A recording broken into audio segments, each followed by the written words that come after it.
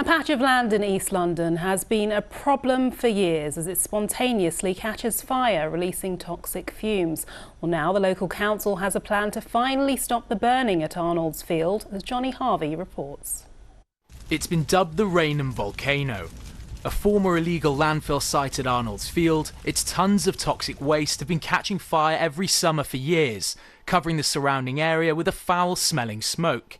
You know, my children are breathing in this toxic fume. How will it affect our health going forward? How will it affect their health going forward? I don't want them to have respiratory conditions. Catherine used to live a mile from the site and, with her husband Sean, ran the local group fighting for a solution. Last year, she ended up in intensive care with pneumonia. Fearing the ongoing impact the fires could have on her health, she and her family decided she simply couldn't continue to live in the area, which had been her home for 53 years. I know nobody made the decision for me. I know nobody physically forced me out that door, but the fires did, and the thoughts of going through another summer did. The site, which lies just behind this children's park, was officially designated by Havering Council to be contaminated in October last year. But now the council are pushing forward with a solution which they hope will at least temporarily put a stop to the fires. They plan to spray the site with a polymer solution, essentially starving the ground of oxygen.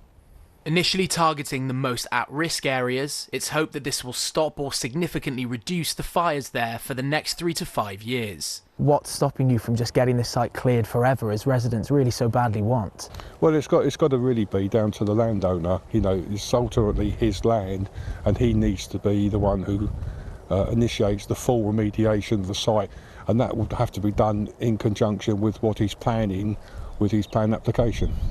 The current landowner, who wasn't responsible for the waste dumping, told us that he wants to clean up and develop the site. But the site's changing planning and legal circumstances have led to significant additional costs and prevented a full planning application being submitted.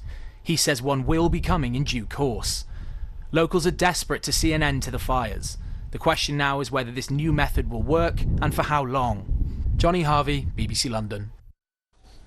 A 22-year-old moped rider has died after a hit and run with a car in southwest London. It happened late last night on Wood Street in Kingston. The other vehicle is described as dark-coloured. Police are appealing for information. A man in southeast London has begun legal action to save the estate where he lives. Peabody, which owns the Lesners estate, says regeneration is supported by most people living there and will create vital homes. Well, it's claimed around 70 residents don't want to leave.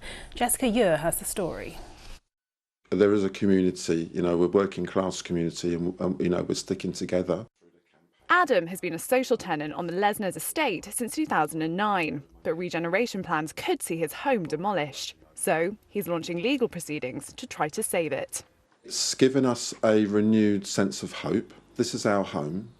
What's being proposed to be put on top of this is luxury property. Many residents have already vacated the estate. Around 70 are still here, including some homeowners like Maria. I have lived here since 2007, which means 19 years already. And this is my first home in all my life. The problem is that it is not only the house that is going to be demolished, it is our life. It is going to be demolished together with the houses. The estate was made famous by films like Clockwork Orange. One of the cast has spoken out against the proposals. It's actually people's homes, and I send all my love to everyone who's fighting to keep it. I support you totally. We do get actually quite a lot of filming still on this estate, so it's going to be a shame for all that to go if, as I said, if Peabody and Bexley Council get their way in demolishing our estate. Bexley Council said they're unable to comment on a live legal matter. Peabody said they're investing in communities and providing much-needed new homes. They said the planned redevelopment of the estate was supported by the majority of local residents and would help them to expand in this work. Jessica Ure, BBC London. Police are appealing for witnesses after a man died in a collision in Kingston. The crash between a car and a moped happened yesterday evening on Wood Street. The driver of the moped died at the scene. The driver of the other vehicle failed to stop. Inquiries are ongoing to trace them. Families of seriously ill children in East London have launched a new community hospice following the closure of London's oldest children's hospice in December. The East London Children's Community Hospice has been set up by parents and campaigners determined to restore local palliative care after more than 300 families were left without specialist support when Richard House closed. A minute's applause was held in the 15th minute of Aldershot Town FC's home match this weekend in memory of 15-year-old Louis Gabriel Guembes.